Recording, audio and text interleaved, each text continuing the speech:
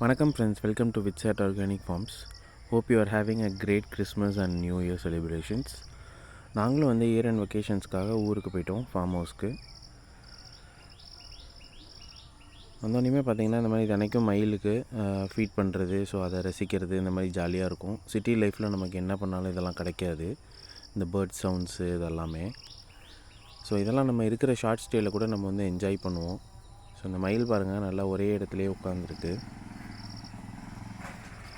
So அதுக்கப்புறம் இந்த சீசனுக்கு வந்து உளுந்து வந்து போன வாட்டி உங்களுக்கே தெரியும், ஃபெஞ்சல் புயலில் எல்லாமே சாஞ்சிருச்சு. ஸோ ஒன்றும் பெருசாக அறுவடை எடுக்க முடியல, ஃபுல்லாகவே லாஸ் தான்.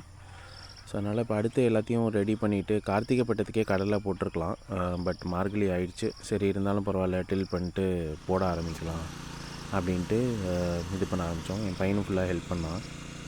ஸோ பெட்டு 4 வந்து பார்த்திங்கன்னா முன்னாடி பாசி பயிர் போட்டிருந்தோம். அது சும்மா ஒரு அன்னக்கூட அளவுக்கு தான் அறுவடை வந்துச்சு, ஏன்னா ஃபுல்லாகவே சாஞ்சிருச்சு. பட் ஆனால் நல்லா வந்துருந்துச்சு இந்த வாட்டி, வளர்கிறதெல்லாம் நல்லா வளர்ந்துருந்துச்சு. ஸோ அந்த பெட்டு இப்போ காலியாக இருந்துச்சு. ஸோ அதனால் பெட்டு 4 வந்து டில் பண்ணிவிட்டு, கடலைக்கு வந்து டில் பண்ணுறது ரொம்ப அவசியம். ஏன்னா லாஸ்ட்டு ஹார்வெஸ்ட்லேயே வந்து பார்த்திங்கன்னா நான் சொல்லியிருப்பேன், ஒரு மாதிரி சுருள் பூச்சி மாதிரி ஒன்று வரும், கடலைக்குள்ளே போய் அது கடலையை சாப்பிட்டு எல்லாத்தையும் காலி பண்ணிடும். ஸோ மரவட்டை மாதிரியே இருக்கும், ஆனால் ரவுண்டாக அப்படி சின்னதாக இருக்கும், குட்டி மாதிரி. ஸோ அது மண்ணுக்கடியெலாம் நிறையா இருக்கும். அது நான் முன்னாடி பிரிட்டோராஜ் சார் கிட்ட கேட்டப்போ, இது வந்து டில் பண்ணாமல் நோ டில் கார்டனிங் பண்ணுறப்போ இந்த மாதிரி ஆகும்னாரு. ஸோ நம்ம முன்னாடி நோ டில் கார்டனிங் தான் ஃபாலோ பண்ணிகிட்டு இருந்தோம். ஸோ அப்புறம் நம்ம களிமண்ணுக்கு இந்த பூச்சியெல்லாம் சாவடிக்கணுன்னா நம்ம வந்து இது பண்ணி தான் ஆகணும், டில் பண்ணி தான் ஆகணும். அதனால் பெட்டு 4 வந்து நம்மளோட டில்லர் வச்சு டில் ஸ்டார்ட் பண்ண ஆரம்பிச்சிட்டோம். இந்த டில்லர் வந்து நல்லா ஒர்க் ஆகுது இப்போதைக்கு எனக்கு க்ளே சாயிலுக்கு, நல்லா டெப்த்தாகவும் போகுது. ஒரே ஒரு பிரச்சனை என்னென்னா, அந்த சாயிலோட அந்த வாட்டர் கன்சிஸ்டன்சியை நம்ம ப்ராப்பராக வச்சுக்கணும். இல்லைனா அது ஒரே இடத்துலையே சுற்றிக்கிட்டு இருக்கும், நம்ம தூக்கி கொஞ்சம் ஓட்டுற மாதிரி இருக்கும். என்ன தான் மிஷின்னாலுமே நம்ம அதோட பழகிறதுக்கு கொஞ்சம் டைம் ஒதுக்கணும். இது பார்த்திங்கன்னா என் பையனாகட்டும் இல்லை வயசானவங்களாகட்டும் யார் வேணால் ஓட்டலாம். ஸ்பீடு வந்து அவங்கவுங்க ஏஜுக்கு ஏற்ற மாதிரி நம்ம அட்ஜஸ்ட் பண்ணிக்கலாம். ஏன்னா சம்டைம்ஸ் வந்து மேடு பள்ளம் இருக்கிறப்போ ஒரு மாதிரி விரட்டிட்டு ஓடும். ஸோ அப்போ வந்து நம்ம கண்ட்ரோல் பண்ணி பிடிக்கணும். ஆழமாக டில் பண்ணுறதுக்கு நல்லா அழுத்தணும். ஸோ லூஸாக இருக்கிற சாயிலுக்கு கொஞ்சம் தூக்கி விட்டு நம்ம பண்ணுற மாதிரி அதை அட்ஜஸ்ட் பண்ணணும். அப்புறம் பார்த்திங்கன்னா ஓரளவுக்கு ரெடி பண்ணிவிட்டு, அப்புறம் 2.5 அடி பாத்தின்ட்டு சொல்லிட்டு நம்ம அளவு வச்சோம். குச்சி அடித்து கொடுத்து கயிறு கட்டி கொடுத்துட்டோம்னா லக்ஷ்மி அம்மா வந்து வழக்கம் போல் அது பெட்டு ரெடி பண்ணுறதை பண்ணிடுவாங்க. ஸோ மண் ஆல்ரெடி லூஸாக இருக்கிறதுனால அது அப்படியே சும்மா எடுத்து போட்டு லைன் பட்டி பாத்தி கட்ட வேண்டிதான். ஸோ அப்புறம் வந்து பார்த்திங்கன்னா கடலையை ஊற வச்சு ஒரு 1/4 மணி நேரம் தான் ஊற வைக்கணும். சூடாமோனாஸு ட்ரைகோடர்மா போட்டு சாம்பலில் தூவி, அரிசி கஞ்சி இருந்தால் அரிசி கஞ்சி போட்டுக்கலாம். அப்புறம் சீட் பண்ண ஆரம்பித்தோம். பையன் தான் ஃபஸ்ட்டு சீடிங் பண்ணான். அதுக்கப்புறம் மிச்சம் உள்ளதெல்லாம் லக்ஷ்மி அம்மா வந்து போட்டு முடிச்சிட்டாங்க.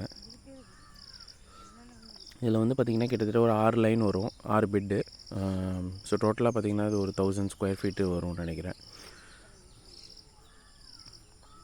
ஸோ மண் பார்த்திங்கனாலே தெரியும், நல்லா பொலபலான்னு இருக்கும், உங்களுக்கு பண்ணுறதும் ஈஸியாக இருக்கும். இப்போ போடுறதும் நம்ம இசட் லைன் மாதிரி போட்டோம்னா நல்லாயிருக்கும் டயக்னலாக, சில சமயம் ஸ்ட்ரெயிட் லைன்லேயும் போடலாம்.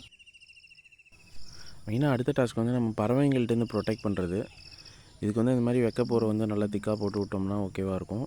அப்படி இல்லைனா நம்ம வந்து வேப்ப முன்னாக்கோ இல்லை வேப்ப எண்ணெயோ ஸ்ப்ரே பண்ணேன்னா அந்த ஸ்மெல்லுக்கு வந்து பறவைங்க வராமல் இருக்கும். பட் என்னதான் இருந்தாலும் கொஞ்சம் இதை வந்து நோண்டி திங்க தான் செய்யும், அதை நம்ம அட்ஜஸ்ட் பண்ணிட்டு போக வேண்டியதான், திருப்பி ரீசீடிங் பண்ணிக்க வேண்டியதான். இப்படி தான் நாங்கள் ஓட்டிக்கிட்டு இருக்கோம். மற்றபடி பெட்டு 3, பெட்டு 6, அப்புறம் வந்து பெட்டு 7, இது 3லேயும் வந்து பார்த்திங்கன்னா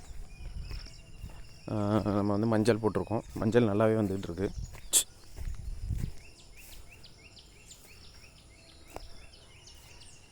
ஸோ பக்கத்துலேயே இருக்கிற லெமன் ட்ரீயும் வந்து பார்த்திங்கன்னா நல்லா காய்ச்சிருக்கு. ஸோ மஞ்சள் ஃபஸ்ட்டு கொஞ்சம் வளர்ச்சி கம்மியாக இருக்கிற மாதிரி இருந்துச்சு, அப்புறம் கொஞ்சம் பஞ்சகாவியாக அதெல்லாம் கொடுத்துருக்கோம். கொடுத்தோன்னே ஓரளவுக்கு பரவாயில்ல.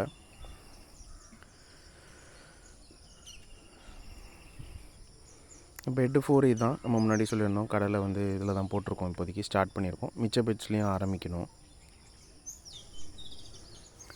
அப்புறம் பெட்டு 2ல் பார்த்திங்கன்னா ஒரு லைனில் ஃபுல்லாக மஞ்சள் இருக்குது, மிச்ச லைன்லாம் இன்னும் களை மண்டி இருக்குது. இனிமேல் தான் அதை டில் பண்ணி ஆரம்பிக்கணும், ஒன்றா தான் பண்ண முடியும்.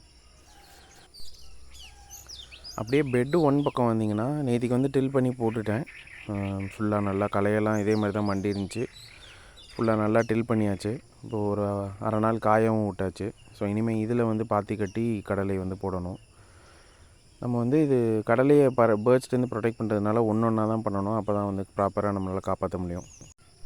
அவ்வளோதான் ஃப்ரெண்ட்ஸ் இந்த வீடியோவில். ஸோ இந்த ஒரு இயர் அண்ட் வெக்கேஷன் ட்ரிப் நல்ல ட்ரிப்பாக அமையும்னு நினைக்கிறேன். இதுவும் நல்லா என்ஜாய் பண்ணிகிட்ருக்கான் ஃபார்மில் எல்லா டாஸ்க்கையும். So hope you have a great new year. Wishing you and your family a very happy new year. Thank you friends.